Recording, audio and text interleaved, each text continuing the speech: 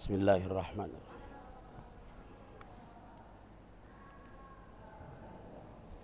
Bismillahirrahmanirrahim. Alhamdulillahi rabbil alamin, wassalatu wassalamu ala sayyidina Muhammadin wa ala alihi wa sahbihi ajma'in. Amma ba'du. Qala rabbi shrah li sadri wa yassir li amri wahlul 'uqdatam min lisani yafqahu qawli. Qala rabbi shrah li sadri wa yassir li amri wahlul 'uqdatam min lisani yafqahu qawli. Qala rabbi shrah li sadri wa yassir li amri bijahi sayyidina Muhammadin sallallahu alaihi wasallam. La hadratin Nabi Muhammadin Rasulullah sallallahu alaihi wasallam. Al-Fatihah. A'udzu billahi minasyaitonir rajim.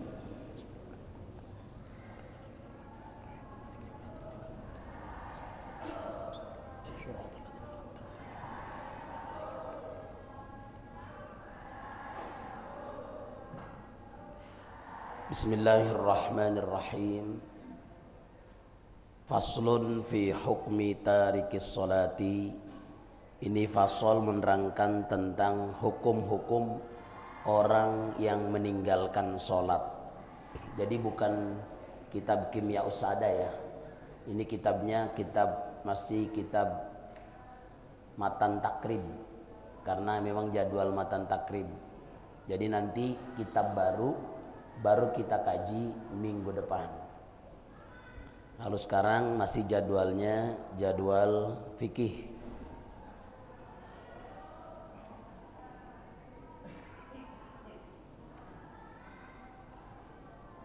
Jadi fasal menerangkan tentang hukum orang yang meninggalkan sholat. Wa tarikus sholati ala dorbain. Dan orang yang meninggalkan sholat itu terbagi menjadi dua bagian. Jadi yang dimaksud pelajaran kita pada hari ini tentang sanksi bagi orang yang meninggalkan sholat. Siapa yang dimaksud orang yang meninggalkan sholat? Kategorinya kayak gimana? Jadi orang yang sudah lewat waktu tapi dia tidak sholat, maka dia dinamakan orang yang meninggalkan sholat. Misalnya sholat zuhur dimulai setelah tergelincir matahari. Kalau matahari di atas kepala kita tuh belum johor, tapi kalau udah tergelincir sedikit, ya itu namanya sudah zuhur. Dan berakhir waktu zuhur itu pada saat bayang-bayang suatu benda sama tingginya dengan benda itu sendiri. Berarti udah asar tuh. Kalau udah nyampe begitu namanya udah asar, berarti zuhurnya udah habis. Nah pada saat zuhur sampai asar itu orang yang sudah waktunya sudah habis, waktunya sudah lewat, tapi dia tidak melaksanakan sholat, maka dia disebut dengan orang yang meninggalkan sholat. Kalau orang udah meninggalkan sholat, misalnya orang tuh meninggalkan sholat tanpa uzur. Orang meninggalkan sholat misalnya bukan karena dia ketiduran, bukan karena dia menjamak takhir, bukan karena dia menjamak takdim, juga bukan karena lupa, misalnya dia lupa gitu. Tuh kalau yang begitu-begitu kan berarti dia meninggalkan sholat karena ketiduran, uzur. Meninggalkan sholat karena lupa, uzur. Meninggalkan sholat dia zohornya dia tinggalkan, tapi asarnya sholat. Kenapa? Di jamak takhir. Kan ada uzur tuh, misalnya dalam perjalanan dia nggak bisa sholat pada saat zuhur karena sedang dalam perjalanan, ntar pas asar dia baru nyampe di area parkir. Nah itu namanya zuhurnya itu bisa dijamak ke asar. Jamaknya lebih jamak takhir. Nah itu namanya ada uzur tuh. Nah ini orang yang ninggalin sholat tanpa adanya uzur, tanpa ada halangan. Atau mungkin bukan karena uzur-uzur yang lain, maka dia sengaja misalnya meninggalkan sholat maka dia disebut dengan tarikus sholat, orang yang meninggalkan sholat. Jadi meninggalkan sholat itu nggak perlu 1 bulan dia nggak sholat baru dikatakan dia meninggalkan sholat, bukan.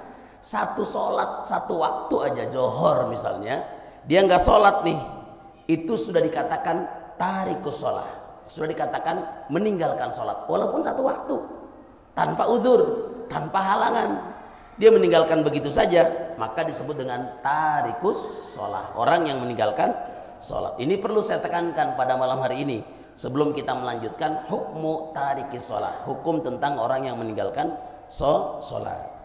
Jadi yang dimaksud dengan tarikus sholat di sini adalah sholat apa di sini orang yang meninggalkan sholat? Sholat maktubah, sholat 5 waktu, bukan sholat sunnah, tapi sholat 5 waktu. Nah, orang yang meninggalkan sholat di sini ada 2 macam, ya. Wa tariku sholatil ma'hudatis shadiqati bi ihdal khamsi ala darbain. Orang yang meninggalkan sholatnya sholat yang populer. Sholat populer itu sholat yang terkenal, sholat 5 waktu bi ihdal khamsi, dengan salah satu dari sholat 5 waktu tadi. Misalnya johor dia tinggalin, asar atau maghrib atau isya atau subuh. Itu orang yang meninggalkan sholat dibagi menjadi 2. Pertama, ahaduhuma, bagian yang pertama, kan ada orang yang meninggalkan sholat itu ada 2 bagian. Bagian pertama, ayat rukaha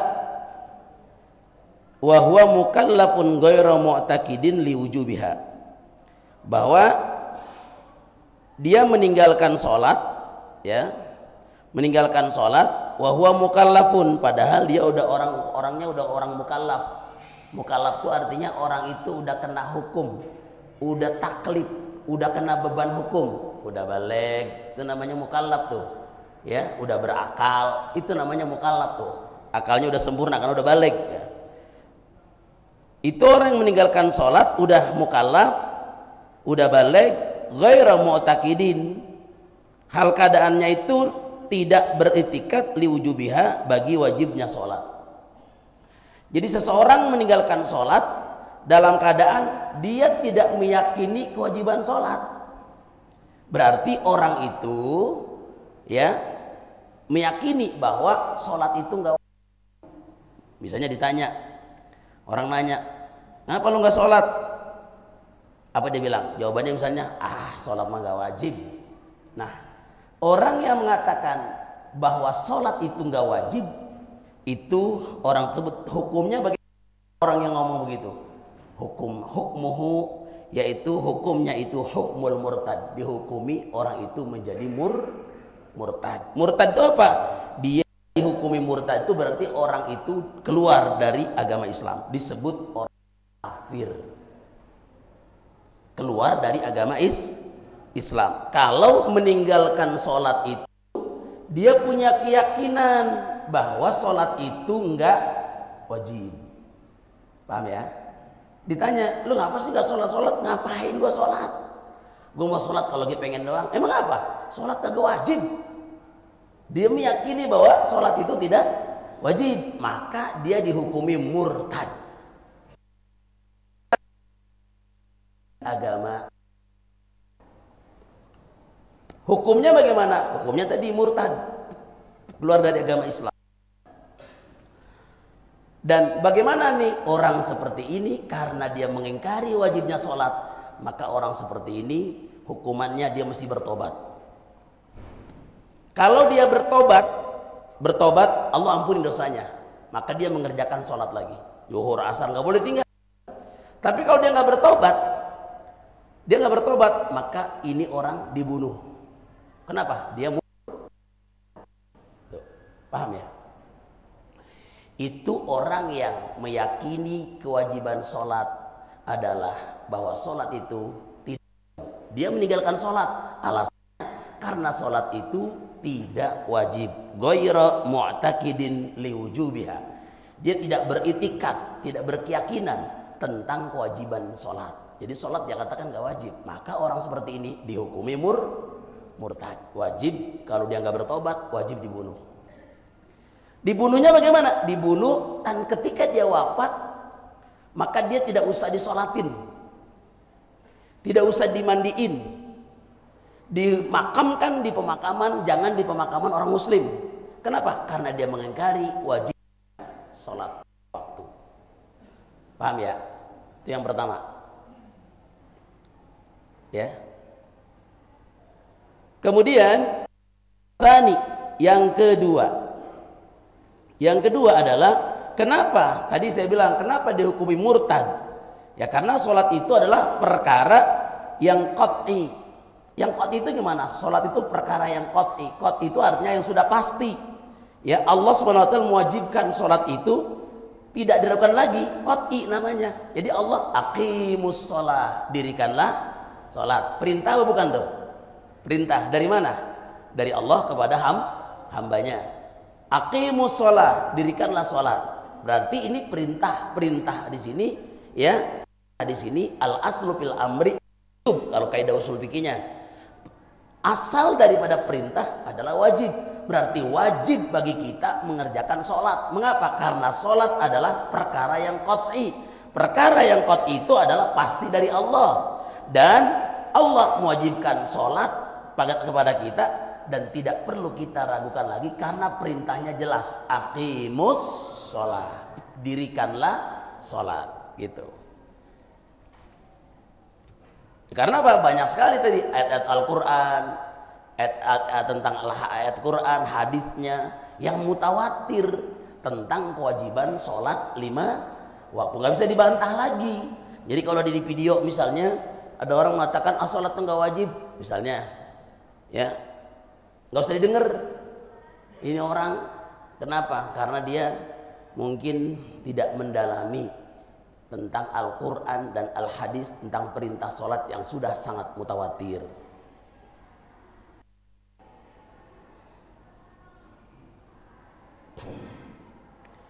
Kemudian, jadi kalau katakan sholat itu perkara yang qat'i. Qat'i itu berarti ma'lumun minad-din darurah. Sudah diketahui bahwa sholat itu adalah bagian dari agama. La liman la salatalah.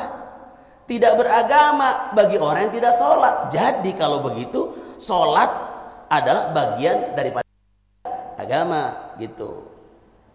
Semua orang awam ya tahu bahwa sholat itu adalah wajib. Ulama juga tahu bahwa kalau sholat itu hukumnya wajib.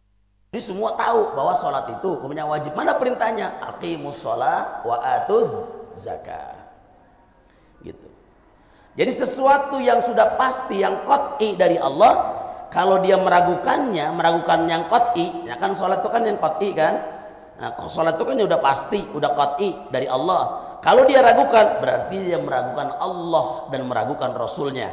Kalau dia meragukan perkara yang wajib, kalau dia ragu kepada perkara yang wajibnya itu berasal dari Allah, maka berarti dia mendustakan Allah dan Rasulnya. Mendustakan Allah dan Rasulnya berarti dia telah kafir. Nah, itu orang yang tarikus sholat, orang yang meninggalkan sholat, dan meninggalkannya ini karena dikeyakinkan wajib. Nggak ada wajib sholat mah. Sholat itu cuman apa? Cuman kebutuhan aja, yang mau butuh silakan, enggak apa-apa. Misalnya dia ngomong begitu, maka jelas orang ini mendustakan Allah. Mendustakan Allah dan Rasulnya berarti kafir, gitu, ya. Ini yang dikatakan dalam kitab dikatakan oleh Al-Hisni dalam kitabnya Kifayatul Akhyar. Kemudian atsani yang kedua, ayat rukaha kasalan, bahwa meninggalkan sholat tersebut, orang itu meninggalkan sholat itu hak kembali kepada as-sholat kasalan. Kasalan itu karena males. Jadi dia nggak sholat bukan karena apa? Karena males. Misalnya udah capek pulang mana-mana, udah langsung tidur, belum males. Di sini ada nggak yang sholatnya males? Nggak ada di sini mah. Pasti sholatnya rajin, kan gitu. Nah, kalau ada orang yang sholatnya males, ayat rukaha kasalan, dia meninggalkan sholat itu kasalan karena malas, hatta yakhruja waktuha, sehingga telah habis waktunya, sampai waktu Johor tadi tuh, mulai Johor berkumandang sampai asar, habis kumandang asar dia nggak sholat, padahal dia bukan karena dia jamak, bukan karena dia lupa, bukan karena ketiduran, dia nggak ngapa-ngapain, dia ingat, dia sadar, tapi dia malas sholat, ya, dia malas sholat itu, maka sampai waktunya habis, hala kaunihi mu'taqidan liwujubiha, hal keadaan orang yang meninggalkan sholat itu mu'taqidan, tapi dia masih berkeyakinan liwujubiha, tentang wajibnya sholat. Ditanya, lu ngapa nggak sholat? Gua lagi males banget sholat, gitu. Mengapa lu nggak sholat? Padahal gue juga yakin sholat memang wajib. Wah, kalau seandainya meninggalkan, dosa gue udah banyak banget dah, gue berani banget tinggal sholat. Tuh gue rasanya kalau sholat tuh rasanya ogah aja, males aja gue. Tadi seksa lu, kata temennya. Lu mau kalau diseksa?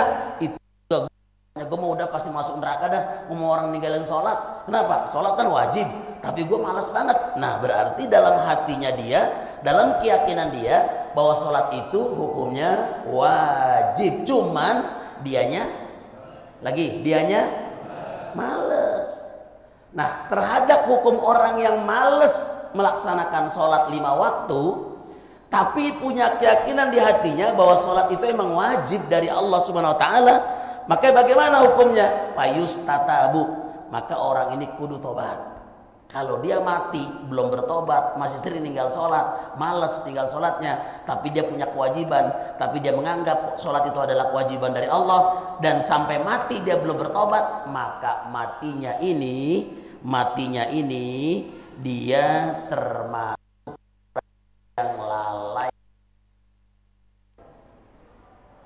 Paham? Kufur. Dia mesti tobat. Kenapa mesti tobat? Karena dosanya udah banyak banget. Kan tadi saya bilang, satu waktu dia ninggalin sholat, contoh dia nggak sholat johor, maka orang ini sudah dikatakan tarik sholat. Bukan dia meninggalkan sholat kalau udah sebulan sholat dikatakan ninggalin sholat. Kalau baru 1 waktu mah belum. Enggak begitu. Dia ninggalin sholat tanpa udzur, tanpa ada apapun, tanpa ada hal udzur apapun, maka dia sholat padahal dia sadar bahwa dia merupakan kewajiban, maka ini orang disebut dengan kafir. Tapi karena dia masih punya keyakinan, yang kedua nih, karena masih punya keyakinan bahwa sholat itu adalah wajib dari Allah, kewajiban yang dibebankan dari Allah kepada hambanya, maka dia nggak sholat, mesti bertobat. Jangan sampai dia tidak bertobat tidak bertobat sampai mati. Fa in taba, kalau dia bertobat, maka jika taba dia itu bertobat. Kalau dia bertobat gimana? Wa salat. Jangan ditinggal lagi. Ya Allah, umur saya udah 50 tahun. Saya sering banget saya keyakinan kewajiban sholat. Saya yakin kewajiban sholat ini ada dari Allah. Cuman saya emang males banget, ya Allah, saya bertobat. Mulai hari ini saya janji bertobat. Ya Allah, enggak jemput ajal. Saya bertobat kepada Engkau. Nah, yang kayak gini, fa in taba wa sholat. Jangan ditinggal. Paham? Gitu. Wa huwa tafsirun, wa huwa, dan lafaz sholat tafsirun li taubah, merupakan penafsiran bagi taubat. Kalau dia udah taubat ya doang, tapi enggak namanya taubat cuma di bibir doang, padahal di taubat. Saya taubat ya Allah, saya mau janji, saya mau taubat, saya mau sholat lagi, enggak sholat lagi. Namanya ini bukan taubat, namanya itu mempermainkan Allah Subhanahu wa Ta'ala.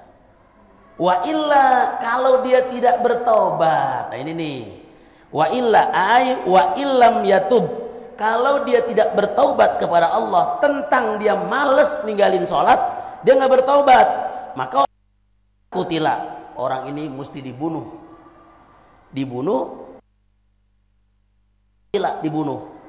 dan nah ini karena apa? Merupakan karena had Allah, maka dibunuh. Caranya dibunuh bagaimana? Caranya dibunuh penggal lehernya. Kenapa? Dia nggak sholat. Ini hukum Islam nih. Indonesia nggak bisa.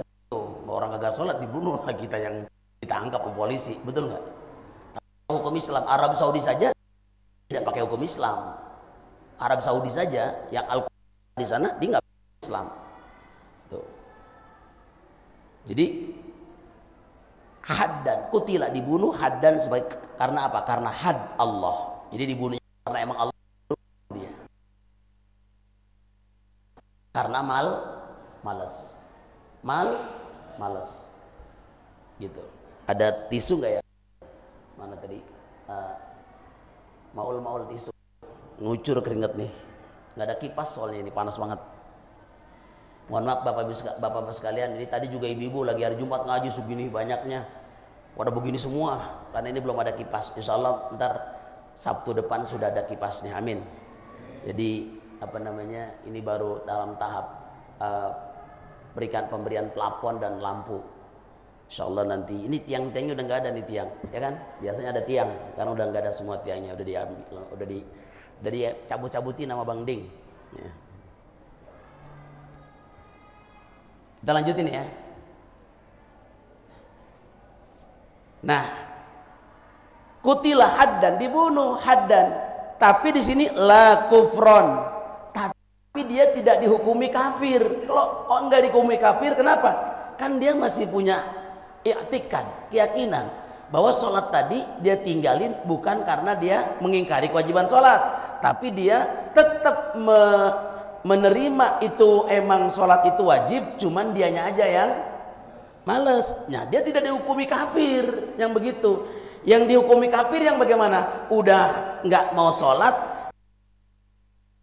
tidak wajib. Nah, itu baru dikatakan kufur. Kalau dia masih menerima, dia masih punya keyakinan bahwa sholat itu adalah wajib, hukumnya dari Allah, maka orang ini kalau dia ninggalin sholat karena males, maka dia tetap dihukumi sebagai orang muslim. Tidak dihukumi kafir, tapi tetap muslim. Cuman apa? Hukumannya haddan. Karena had itu karena hukuman dari orang berzina nih. Ini berzina, udah nikah. Lanjut nikah, sama-sama nikah. Selingkuh dia berdua. Ketika dia selingkuh, kalau hukum Islam ketahuan, maka hukumnya rajam. Rajam itu dipendem separuh badan, ditimpukin pakai batu. Batunya nggak boleh batu-batu yang batu yang tipis-tipis gitu, yang sekali ini nggak boleh, yang segini-segini nggak boleh gede-gede, segini-segini, timpukin sampai kapan? Sampai dia mati. Kalau dia belum mati masih dipukulin terus. Kenapa begitu? Supaya orang nggak mau berzina, jerak. Ustaz, kata dia, gua nggak mau dah berzina, mati gua. Nah gitu. Itu hukum Islam. Singkat kelihatannya sadis banget ya, padahal nggak sadis. Justru hukuman itu membuat orang nggak pada berzina. Dengan begitu, gua nggak mau zina dah, mati gua kalau ketahuan, gitu tuh. Nah, kalau dihukum rajam berarti ini had Allah dirajam. Maka di akhirat dia udah nggak dituntut hukuman rajam, udah diampunin dosanya, masuk surga dia. Kenapa? Udah nggak ada hukum rajam lagi. Nah, bagi orang yang memang dia lepas dari hukum rajam, dia nggak dirajam, dia berzina dan nggak dirajam, maka nanti di akhirat akan ditanya tentang perlakuan dia atau perbuatan dia, akan disidang juga. Walaupun dia sudah bertobat, tetap ditanya. Nanti itu urusan Allah. Kalau Allah menerima tobatnya, bisa jadi tidak perlu dirajam, Allah ampunin semuanya. Amin. Begitu. Nah, ini masalahnya yang kita tahu saat ini. Kalau dia males, dia nggak mau sholat, tapi dia males. Malesnya ini bukan karena dia tidak mau yakini kewajiban sholat, dia meyakini, cuman dia males. Maka dibunuh, had Allahnya dibunuh, dipenggal lehernya. Kemudian setelah itu, kenapa mesti dipenggal? Ada hukuman mati itu kan ada yang ditembak, ya kan? Ditembak, ditutup matanya, ditembak pakai senapan atau pakai apa sih namanya? Pistol eksekusi.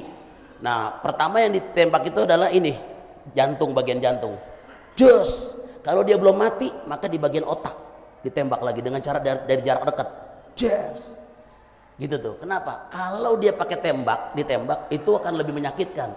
Kalau ditembak dek, dia nggak mati, ngerasain sakit. Paham ya? Tapi kalau dia misalnya dia belum mati, tembak lagi ini lebih sakit lagi, jos, lebih sakit lagi. Nah, tapi kalau kutila, hukuman had Allah itu kan penggal batang lehernya itu dipenggal, tapi dimuter dulu baru jos. Itu orang kalau udah dipotong begitu, lehernya dipenggal, dia langsung ngusruk, nggak ada rasa sakit. Bisa jadi dia nggak ngerasain sakit itu orang yang dipukul karena dia meninggalkan sholat. Tuh.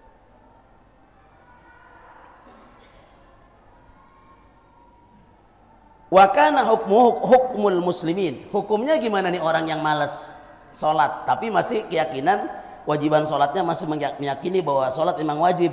Wa kana hukmul muslimin. Hukumnya itu adalah hukum sebagai orang muslim. Dia tetap muslim hukumnya. Karena cuman malas doang kan, malas sholat. Kalau dia mati gimana? Hukumnya maka hukum orang muslim. Fid dafni, di dalam kuburannya dihukumi sebagai kuburan orang muslim. Wat takfini, dikafani, kafaninya juga sebagai kafaninya orang muslim. Wassolati alaih, dan disolatkan alaihi atasnya tariku sholat. Jadi tetap kalau dia cuman hanya maaf Fiddafni, dia dihukumi sebagai hukum orang muslim. Fiddafni, dalam kuburannya. Fi maqabirihim, dalam kuburan-kuburan mereka. Jadi nanti ketika dimakamkan, dia meninggal karena dia tadi dibunuh tadi, dimakamkan, makamannya ditaruh di mana? Di makam pekuburan orang muslim.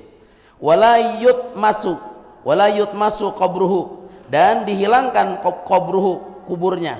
Jadi dihilangkan di sini maksudnya capnya dia sebagai orang yang tariku sholat, itu kuburnya dihilangkan sebagai orang yang meninggalkan sholat, karena kuburannya tadi dia kuburannya dimakamkan di kuburan orang muslim gitu. Yang kedua, wala hukmul muslimin, bagi orang yang meninggalkan sholat, lahunya kembali pada tariku sholat. Walahu, dan bagi orang yang meninggalkan sholat, hukmul muslimina aidon, hukumnya sebagai orang muslim pula. Fil ghusli, mandikannya cara mandikan orang muslim. Wat takfini, dikafandinya, dibungkusnya pakai cara orang muslim. Wassolati alaih, disolatkan juga dengan cara solat orang muslim.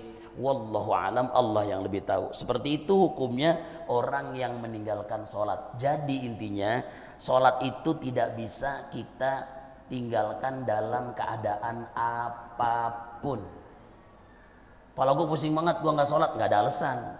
Nabi pernah mau wudhu di sana, nih kata-kata di tiang itu tuh Nabi mau wudhu, mengambil wudhu di tiang. Di sana tuh sumur tempat wudhu. Nabi langsung tayamum. Sahabatnya, Rasulullah, kenapa engkau tayamum? Kan di situ ada tempat wudhu. Engkau kan mau berangkat. Apa kata Rasulullah? Saat ini aku sedang dihantui sangat takut sekali kepada Allah. Aku takut ketika aku mati, aku dalam keadaan tidak berwudhu, dan aku dalam keadaan tidak berwudu. Maksudnya begitu. Artinya Nabi saja yang dijamin masuk surga punya sifat takut yang luar biasa. Takut ketika dia mati, dia dalam keadaan tidak berwudu. Gitu. Jadi orang tuh kalau kematan takut sama Allah, takut dia mati, bisa jadi dia bisa tayamum dulu sebelum dia tayamum dulu. Kenapa? Ketika dia tayamum kan berarti dia punya menghilangkan hadas kecil. Ketika dicabut sama Allah, mati dalam keadaan husnul khotimah. Gitu kalau bisa. Bisa nggak begitu? Ya boro-boro kita